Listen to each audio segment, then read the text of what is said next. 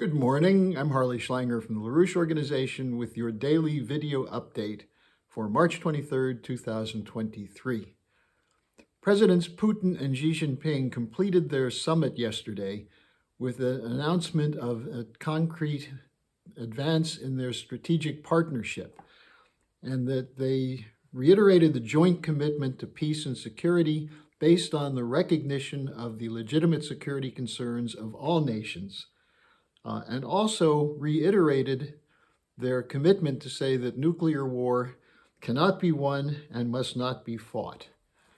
Now, this is an important statement because we're facing a situation today where the threat of an escalation of the Ukraine situation, in which NATO is continuing to pour in weapons and make a commitment to defeat Russia in Ukraine and carry out regime change against Russia, the danger of nuclear war is not so far in the background. In fact, the doomsday clock is now at 10 seconds to midnight. So this reiteration was quite significant. What's worth noting is that this occurs 40 years after the announcement on March 23, 1983, by President Ronald Reagan of a strategic revolutionary concept that became known as the Strategic Defense Initiative. Reagan gave a nationwide television address, and he concluded it by saying that he has a proposal to shift from what he called, quote, a future that relies solely on offensive retaliation for our security, unquote, a reference to the mutual and assured destruction policy that had been the dominant feature of the last 20 years before that, to one, quote, in which we counter the Soviet missile threat with measures that are defensive, unquote. He was speaking about a defensive system which could, quote, intercept and destroy strategic ballistic missiles before they reach our own soil or that of our allies, unquote. A system which could, quote, give us the means of rendering these nuclear weapons impotent and obsolete, unquote. Now, this was shocking, coming seemingly from nowhere to most people. But there's a background story that few people know about, but which they should know, which is that one of the architects of this policy was Lyndon LaRouche, that he was the author of this strategic doctrine, which became known as the Strategic Defense Initiative, or was derisively called Star Wars by its Democratic opponents. He had been tasked by the Reagan administration to meet with Soviet officials to discuss it, to negotiate it, and to try and get an agreement for mutual commitment to share the technology to put an end to the threat of nuclear war. There were back-channeled meetings for LaRouche, where he met with Soviet defense officials. The proposal was for joint efforts between the Soviets and the United States to develop and deploy a ballistic missile defense system, which was based on new physical principles. LaRouche had been working on this since 1977 at least, when he put out a pamphlet called Sputnik of the 70s, referring to the shock which occurred when the Soviets launched a satellite in 1957. Now, this time was a very dangerous period. We had Jimmy Carter in the White House. His policy was being directed by the Trilateral Commission Network centered around Zbigniew Brzezinski, a geopolitical war hawk who had a fanatical commitment to destroy the Soviet Union. And there had been, in this period, in the early 80s, deployments of nuclear missiles by the US and the Soviets in East Germany and West Germany, the SS-20s in East Germany and the Pershing II missiles in West Germany. Now, exploratory discussions began with LaRouche and Soviet officials in February 1982. They continued under the direction of National Security Advisor Judge William Clark. LaRouche's proposal was endorsed by the scientist Edward Teller and adopted by Reagan.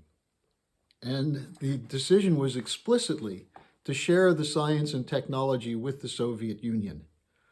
Now, this came to the attention of Henry Kissinger. And in 1982, he took the lead in moving to create a Get LaRouche task force by sending a letter to FBI Director William Webster saying you should look into this LaRouche movement. They must be stopped in their efforts. Now, in February 1983, there was the first response from the Soviets to the proposal that LaRouche was negotiating with them. They rejected the idea of the SDI. They rejected it on economic grounds. They said that the Soviet Union would not be able to maintain the pace of economic development and scientific development of the United States, and therefore it would put them at a disadvantage that defensive weapons could be used to launch an offensive attack and then have the defensive weapons to protect the United States. So they said they were rejecting it. But they also said their sources in the Democratic Party had told them that Reagan would never accept it. So there was a fight going on within the administration. And just an anecdote of what actually happened, on the evening he gave the speech, Reagan had the speech given to him, which included the last section on the SDI. James Baker, when he saw it, went crazy. Baker was the Bush operative who was the chief of staff for Reagan, and he took that out of the speech. But Judge Clark expected something like that would happen, and right before Reagan went on, he gave him the last part of the speech, which Reagan then delivered. Now, Kissinger and his supporters went crazy at this point. What is LaRouche doing inside the Reagan administration, they were asking. They got Daniel Patrick Moynihan, a senator from New York, a Democrat, to raise hell on the Senate floor. There were articles and stories everywhere. Why is Reagan doing this? This is crazy. But people on the inside knew that it was LaRouche's influence, as we had been out in the streets of the United States for 6 years talking about beaming the bomb, about developing these new relativistic physical principles with laser beams and electron beam and magnetic pulse weapons that could knock nuclear missiles out and disarm them in flight. So the Get LaRouche task force took off in an aggressive way at that point. At the same time, the media was slamming Reagan and attacking him as either crazy or wanting to do this to launch a nuclear war. The John Train Salon was set up, and this was a group of oligarchs and their retainers who were out there to slander LaRouche and to launch a legal campaign against him. One of the key people brought in to do it was William Weld, who was a Bush Republican with ties to Credit Suisse through Credit Suisse White Weld, which was connected to First Boston, essentially an investment bank, swindler operation. We see what's happening with Credit Suisse today. But another person who was involved in the Get LaRouche task force was none other than Robert Mueller. And Mueller was the one who brought the case against LaRouche in Boston, which was thrown out of court, but then they moved it with slightly different charges, including conspiracy to defraud the IRS, which is what LaRouche was eventually convicted of in a kangaroo court in Alexandria, Virginia. Now, what was it that they feared? Why were they so fearful of this? Well, two reasons. One is that such application of new scientific principles to the economy, not just for weapons, but with broad implications, would expose the lie that we were running out of resources, that we had to go with a Malthusian anti-growth policy, which was what Kissinger and his allies were pushing. But it also went against the geopolitical policy, which is there must be no collaboration between the US and the Soviet Union, that the Cold War confrontation must continue. And we see that still to this day with the NATO involvement in Ukraine. And the real issue in Ukraine is to stop the Russians from a collaboration with the Chinese and with the Europeans to overturn the collapsing unipolar order.